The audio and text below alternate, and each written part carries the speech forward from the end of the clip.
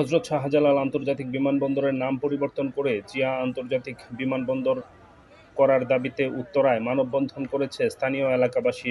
সোমবার সকালে বিমানবন্দর এলাকায় মানববন্ধন করে এ দাবি জানায় এলাকাবাসী। মানববন্ধনে জানানো হয়, আওয়ামী লীগ সরকার জিয়া আন্তর্জাতিক বিমানবন্দরের নাম পরিবর্তন করেছিল কোনো কারণ ছাড়াই। বক্তারা আরও বলেন, ছাত্র জনতার অভ্যুত্থানের মাধ্যমে আওয়ামী লীগ সরকারের পতন হলেও রয়ে গেছে তাদের অনেক অন্যায্য কর্মকাণ্ড।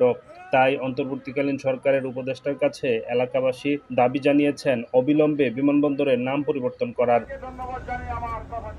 এ সময় বিমানবন্দর এলাকার বিভিন্ন শ্রেণী-পেশার মানুষ এ মানববন্ধনে অংশ নেয়।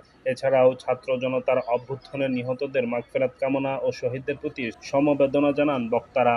আমি আজকে অন্তর্বর্তীকালীন সরকারকে বলতে চাই, অন্তর্বর্তীকালীন সরকারের প্রধানকে বলতে চাই, আপনারা যেহেতু বাংলাদেশকে সংস্কার করার হাত দিয়েছেন, তারই পরিপ্রেক্ষিতে আমি শহীদ রাষ্ট্রপতি জিয়াউর রহমান, স্বাধীনতার ঘোষক শহীদ রাষ্ট্রপতি জিয়াউর রহমানের আগে যে নাম ছিল জিয়া আন্তর্জাতিক বিমানবন্দর, সেই জিয়া আন্তর্জাতিক বিমানবন্দর নতুন করে রূপান্তরিত করে নাম দেওয়া হোক, এই এলাকার জনগণের দাবি।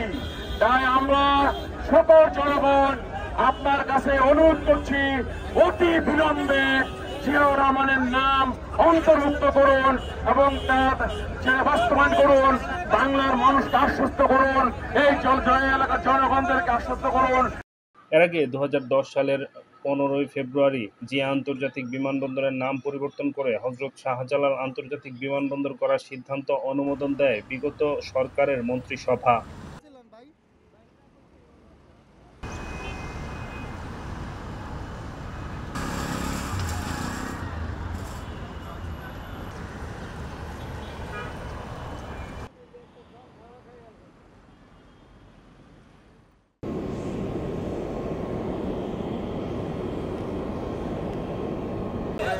এয়ারপোর্টের নাম জিয়া আন্তর্জাতিক বিমানবন্দর।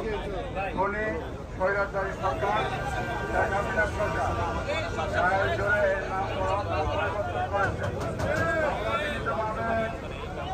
এই ছাত্র জনতার অভ্যুত্থানের পর যে অন্তর্বর্তী সরকার গঠিত হয়েছে, এই ডক্টর ইউনূস স্যারের কাছে যিনি দলেরত এলাকাবাসীর পক্ষে সারা দেশের মানুষ অধীর আগ্রহ অপেক্ষা করছেন, আবার পুনর্বহাল করা হোক কথা বলে। এবং আজকে যারা হাজার হাজার জনতা এখানে উপস্থিত হয়েছেন এই রৌদ্রের মধ্যে, সবাইকে ধন্যবাদ জানিয়ে আমার কথা শেষ করছি।